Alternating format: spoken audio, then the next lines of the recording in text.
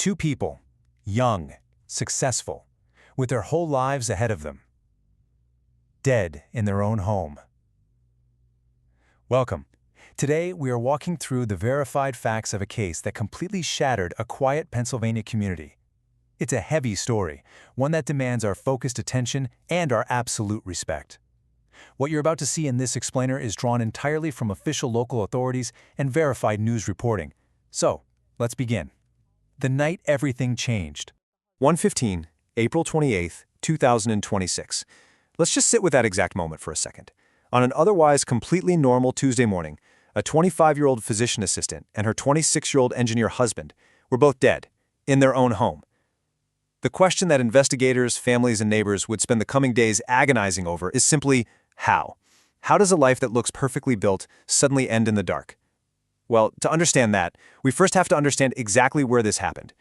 And that brings us to the number 3,000. That's the approximate population of Seven Fields, Pennsylvania. If you look at the geography, it's a quiet, beautiful little borough about 20 miles north of Pittsburgh, right in Butler County. This is exactly the kind of place people move to when they want a better, quieter life. We're talking tree-lined streets, manicured lawns, fantastic schools. It's the kind of community where you don't even think about locking your car in the driveway, where the very concept of violent crime feels absolutely impossible. It's a place perfectly insulated from the horrors of the evening news, or so it seemed. Which is exactly why this event sent such an unbelievable shockwave through the town. Matt King, a resident who had just moved to the area from Pittsburgh 4 months prior, specifically to find a safer environment for his kids, really hit the nail on the head. Standing there on Graywick Drive, watching police forensics units do their grim work, he just said, "It's scary for it to happen that close." This tragedy completely shattered the community's sense of security. That comforting illusion that a good zip code can protect you from the unthinkable, it was broken. But to truly grasp the weight of this event, we have to look past the neighborhood and look closely at the people involved. Let's talk about the woman at the center of this, Madeline Spatafore. Growing up in Harmony, Pennsylvania, a small community just 10 miles away from where she would eventually lose her life, she was known to everyone simply as Maddie. And let me tell you, Maddie was someone with truly exceptional drive. Madeline didn't just attend school, she absolutely excelled at every single level she touched.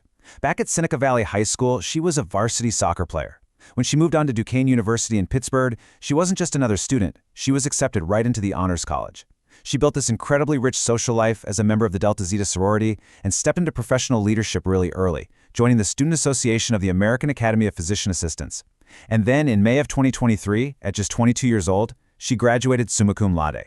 She literally earned 2 degrees at the exact same time, a Master of Physician Assistant Studies and a Bachelor of Science in Health Sciences. She managed to accomplish in 5 short years what most people wouldn't even attempt in a lifetime. But her impact, it wasn't just ink on paper. Philip Clark, the Director of Student Services at Duquesne, he watched her grow from a freshman into a remarkable professional. And he noted the profound, gaping loss of this truly exceptional human being. His words were so powerful. When you see a young person with a promising future and suddenly, she's no longer with us, it's just so sad.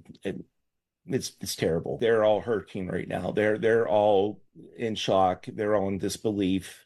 They can't believe that this has happened to her. And she was very well liked within the physician assistant program. She was very well liked. She was loved in the sorority. And, this is one of many reasons why everybody is in so much pain, knowing about what happened to her. Maddie lit up a room. Maddie was a type of person who was always happy, in a good mood. She just was your prototypical Duquesne student. He said, "There's a lot of Maddies at Duquesne, no question about that. But with her, you don't have words. You really don't." He remembered her infectious personality, her brilliant intelligence, and just her relentless, unending dedication to helping others. All of that hard work, her ultimate goal, it was finally realized in November 2024. She posted a quick update to LinkedIn, writing, "I'm excited to share that I have accepted a position with UPMC's Critical Care Department." She had started working in the neurovascular critical care unit at UPMC Presbyterian Hospital in Pittsburgh. Now you have to understand, they do not just hand those jobs out to anyone. You have to be the best of the best. And here is where the tragic irony of Madeline's life truly breaks your heart. She spent her days in the neurovascular ICU. These are not your routine, everyday patients. These people arrive with severe strokes, massive traumatic brain bleeds, and devastating neurological events. Madeline was the person standing in that room, making the critical calls, literally fighting off death on behalf of total strangers. Yet the woman who saved lives for a living would have her own life end suddenly, in the middle of the night, at just 25 years old. The lifesaver could not be saved. So, how did she get here? Let's step back and look at the story of Ryan and Madeline. Because from the outside looking in, it looked exactly like a picture-perfect American love story. High school sweethearts building a life together. When we map out their timeline, we see the facade of a perfect, unbroken life. Ryan and Madeline met in the busy hallways of Seneca Valley High School. Ryan was a year older, graduating in 2018. And even though they went to different colleges in completely different states, Ryan heading to the University of Akron in Ohio and Madeline staying at Duquesne in Pennsylvania, the distance didn't break them. By September 2024, they were getting married at a beautiful venue in Wooster, Ohio. Smiling for the cameras, shortly after that, they moved into the home on Graywick Drive in Seven Fields, a house that was actually owned by Madeline's parents. They were laying the foundation for their future. But this marriage, it would only last 19 months. Let's look at Ryan's background. Professionally, Ryan Hosso was a 26-year-old mechanical engineer. After finishing university, he briefly worked through a temporary agency at a Pittsburgh-based oil and gas firm. Eventually landed a solid position as an applications engineer at Baltech Corporation over in Canonsburg, which is a company that manufactures industrial equipment. That right there is the neutral, factual record of his daily life. Nothing out of the ordinary, just a guy going to work. Following the tragedy, Anthony Giannatino, the general manager at Baltech, released a carefully worded statement to the press. He said, "We are shocked and deeply saddened by this tragic event." It is standard corporate language, right? It's respectful, but if you read between the lines, it reveals absolutely nothing about what was actually happening inside Ryan's life or inside his mind. It is purely a statement of external observation. And unfortunately, that external observation is all anyone seemed to have. Now we have to turn our attention to what went on behind closed doors. Because the absolute most haunting aspect of this tragedy isn't just the horrific end result, it's the terrifying, complete lack of warning before it happened. Look at the public record. There is no known or publicly released motive. There is absolutely no public record of protection orders ever being filed. And there were no prior emergency 911 calls ever dispatched to that home on Graywick Drive. None. Usually there's a paper trail, right? Some kind of warning sign that precedes a violent escalation like this. But here, there is just a terrifyingly blank slate right up until the very end. The sheer lack of data, it just builds this profound, overwhelming sense of psychological dread. Which brings us to those final, quiet hours. The night of April 27th, 2026. The neighborhood does what it always does. It goes to sleep. Porch lights flick off one by one, alarm clocks are set for work the next morning, and eventually, the very last lit window in the house on Graywick Drive goes completely dark. Investigators are still painstakingly piecing together exactly what occurred in the tense hours after those lights went out. We don't know what words were exchanged, we don't know if there was a sudden, violent argument, or just a silent, deadly escalation. We only know that the peaceful silence of the neighborhood remained entirely undisturbed from the outside. I want you to just pause and really think about this for a moment. The quietest homes can hold the loudest pain. Everything looked so perfect on the surface. A beautiful house, successful, thriving careers, a recent wedding. But behind the walls of that home in Seven Fields, something insurmountable, something utterly devastating was unfolding in the dark. And that brings us to the midnight phone call. While that house in Pennsylvania sat there in total darkness, the ripple effect of what happened inside its walls was about to reach out across state lines, hundreds of miles away. We have to turn our attention to Madeline's. Actually, let me correct that. We turn our attention to the out-of-state parents of Ryan, Don and Jennifer Hosso. Picture the scene. Don and Jennifer Hosso are sound asleep in their beds. They are completely out of state, hundreds and hundreds of miles away from Seven Fields. Just two unsuspecting parents deep in sleep in the middle of the night, completely and blissfully unaware of the absolute nightmare that is unfolding in their son's home in Pennsylvania. And then, at exactly 1:15 a.m. on April 28th, the dead silence of their bedroom is broken. The phone starts buzzing. They wake up. They answer it.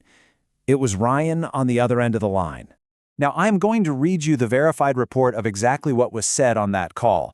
He told them he had killed his wife, he told them he was in the woods, and he told them he was going to kill himself.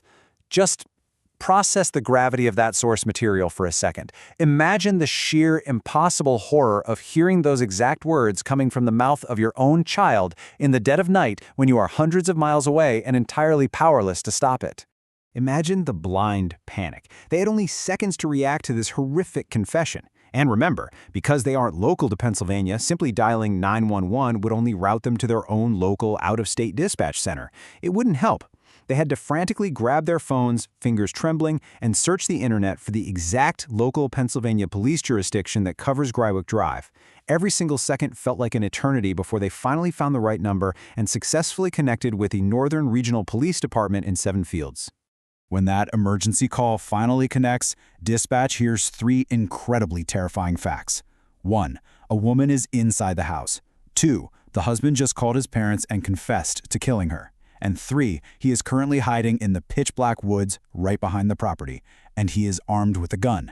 Instantly, the dispatch center explodes into action. Officers grab their heavy gear, throw themselves into their cruisers, and activate those lights and sirens, tearing through the quiet, sleeping streets of Seven Fields, speeding straight toward Greywick Drive. Which leaves us with one agonizing question. Will they be in time? Police cruisers are pushing their engines to the absolute limit, racing toward a dark house in a quiet suburb, racing toward a woman who literally spent her entire life pulling strangers back from the brink of death in the ICU, a woman who now, desperately, needed someone to save her. The police have been dispatched. The sirens are wailing in the distance, cutting through the April night. But what those officers find when they finally arrive at the property and the massive, unexplainable investigation that ensues, that is a massive topic all on its own.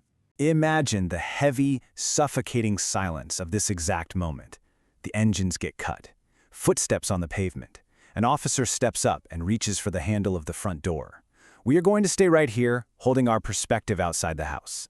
You could see the light from a window, you see the door close behind that first responding officer, and then, just silence.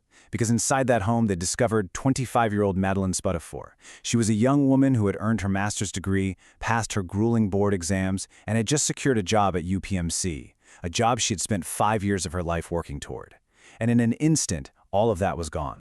You have to read between the lines of what Northern Regional Police Chief Brian DeWick said in the aftermath. He confirmed that for a short, agonizing window of time, the suspect, Madeline's husband, Ryan Hosso, was at large. He was out there in the dark. But the chief also confirmed to a terrified community that there was no ongoing public threat.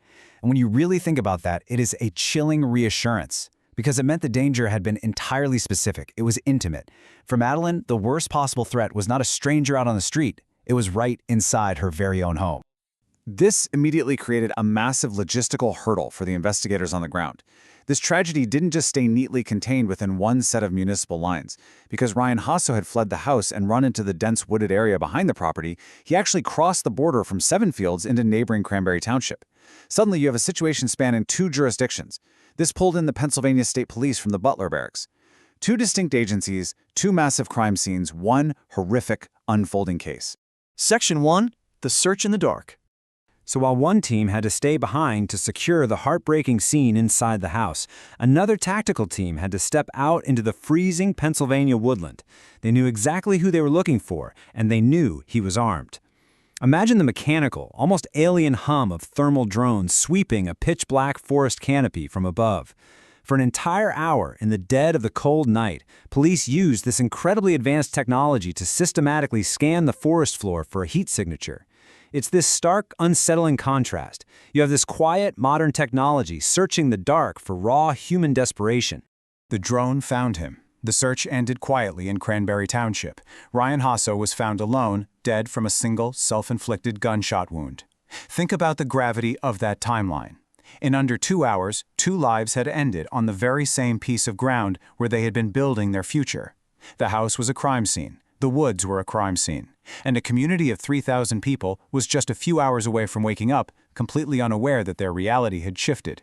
The morning after. This is where the story becomes just deeply, deeply unsettling. It's 6 a.m., alarm clocks are going off, the neighborhood is waking up and starting the coffee maker, with absolutely no idea what happened in the dark. By 8 a.m., students from the Seneca Valley School District are standing at their regular bus stop at Jamison Way. They're scrolling on their phones, totally absorbed in a normal Tuesday morning routine. Yet, literally just feet away, just up Graywick Drive, state police forensics units are meticulously gathering evidence. Parents are standing out on the sidewalks, desperately trying to keep their kids distracted from the yellow crime scene tape fluttering in the wind just up the road. The shock that rippled through this community was profound. A neighbor named Matt King said it's scary for it to happen that close. And the context of that makes it so much worse. Matt had specifically moved his family out of Pittsburgh and into Seven Fields just 4 months earlier, in January of 2026, because he wanted a safer environment for them. Another neighbor, someone who had lived on that exact street for 10 years, said they had never seen anything even remotely close to this. A decade of quiet, suburban peace entirely shattered in a single night. As the sun came up, Trooper Bertha Kazi's team and the investigators began canvassing the neighborhood. They were knocking on doors, looking for any history, any tiny detail that seemed out of place in the weeks prior. But to this day, no official motive, no records of prior police calls, no separation documents have ever been released. The case is simply classified as a homicide and suicide. And then there's the silence, the agonizing silence of the institutions connected to the couple. Duquesne University, UPMC Hospital, Seneca Valley High School, Baltech Corporation. They all offered brief, deeply shocked statements or simply declined to comment altogether. It is a heavy, bitter reminder that not every question gets a public answer. Sometimes the answers die inside the house. We have to pull the lens back here. Because if we only look at Seven Fields, we miss the terrifying reality of what we are actually looking at. What happened on Graywick Drive is not a freak anomaly. It is part of a systemic, nationwide crisis that experts are watching with absolute horror. Let's look at this exact time frame. A 12-day stretch in April of 2026. On April 16th, former Virginia Lieutenant Governor Justin Fairfax killed his wife, Dr. Serena Wanzer Fairfax, before taking his own life. 3 days later, on April 19th, a Louisiana father shot and killed 8 children in a domestic violence-related mass shooting. And then, 9 days later, Seven Fields. 3 incidents, 3 different states, 12 days. These are not coincidences. This is a pattern. I want you to just sit with this number for a second. 5. According to April 2026 research published in The Conversation, nearly 5 women are murdered every single day in America by a current, former, or estranged intimate partner. 5 women. Today. 5 women tomorrow. This isn't happening in some vacuum far away. It is happening in communities exactly like yours. To understand how these situations turn fatal, you have to understand the risk factors. 500%. According to data from the CDC, the mere presence of a firearm in a domestic violence situation increases the risk of homicide by more than 500%. It's a staggering figure. The data is absolutely clear. Access to a gun turns a volatile, dangerous situation into an irreversibly fatal one in a matter of seconds. And then there's this. 95. An October 2025 report from Everytown for Gun Safety showed that 95% of adult victims in intimate partner murder-suicides are women. We have this collective, misguided tendency to imagine domestic violence only happening in certain types of neighborhoods, with visible, obvious signs. But the research violently shatters that myth. It proves it happens in the affluent suburbs. It happens in beautiful homes. It happens in households with advanced degrees and highly successful careers. It happens in places just like Seven Fields. This insight from Professor Jacqueline Campbell is absolutely crucial. She created the danger assessment tool and has studied intimate partner violence for 5 decades. She points out that the warning signs of desperation almost always exist, but we miss them. She says the link between suicidality and intimate partner homicide is exactly where the community needs to look. If someone is spiraling into absolute despondency or feeling suicidal, that is often when their partner is in the gravest danger. The red flags are there, waving in the wind, but tragically they are missed by the people around them until it's far too late. Section 5. Legacy and Action. We refuse to let Madeline Spatafore be reduced to just another statistic on a slide. We have to celebrate the incredible, vibrant life she actually lived. Philip Clark, who watched Madeline grow within the Duquesne University Physician Assistant Program, said it best. He urged everyone who knew her to remember all the great moments, noting that for someone who lit up a room the way she did, you really don't have words. She was deeply loved by her Delta Zeta sorority sisters. She spent 5 grueling years earning the right to stand in a UPMC intensive care unit. Her entire life's ambition was to keep strangers alive, and she had only just begun. I'm going to step away from the script for a second and speak directly to you, watching this right now. If anything in this explainer felt familiar, if hearing about these hidden warning signs made you think of a friend, a coworker, or maybe even your own home, your own relationship, please take action. Don't brush it off. Don't wait for things to escalate. Get a pen, take a screenshot, keep these numbers. The National Domestic Violence Hotline is 1-800-799-7233. It is completely confidential and available 24/7. If you can't speak safely, use the crisis text line. Just text the word START to 741-741. And the Suicide and Crisis Lifeline is 988. You can call or text. I am reading these out loud, slowly, because there are real, highly trained, profoundly caring human beings waiting on the other end of those lines right this very second. Think about your community. Who in your life might need these numbers today? Who is carrying a weight that you can't see? Madeline Spatafore literally spent her life being the person who answered the call when someone was in their most desperate, fragile moment. We owe it to her legacy and to each other to be that person for someone else. In memory of Madeline Spatafore, thank you for being here with us for this explainer. Look out for each other.